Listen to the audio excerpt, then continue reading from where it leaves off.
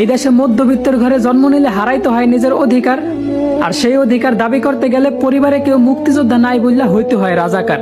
তো বলি, দেশের জন্য মুক্তিযোদ্ধারা 9 মাস যুদ্ধ করছে মানুষের অধিকার ফিরিয়ে দেওয়ার জন্য ভাই। সব সুযোগ সুবিধা শুধু তার 14 গোষ্ঠীরই দেওয়ার জন্য বললা যায় নেই।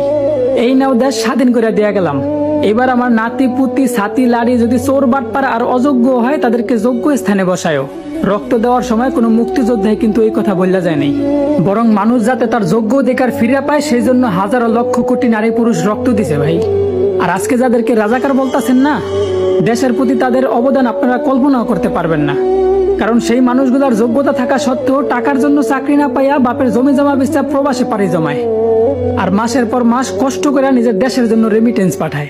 যেখানে আমাদের পূর্বপুরুষরা একটা মেয়ের সম্মান রক্ষার্থে বড় বড় যুদ্ধ করতেও দ্বিধাবোধ করে নাই, সেখানে আজ আমাদের রাজপথে মানুষ মানুষের উপর হিংস্র প্রাণীর মতো ঝাঁপায় পড়তেছে, আর তাদের শিকার থেকে কোনো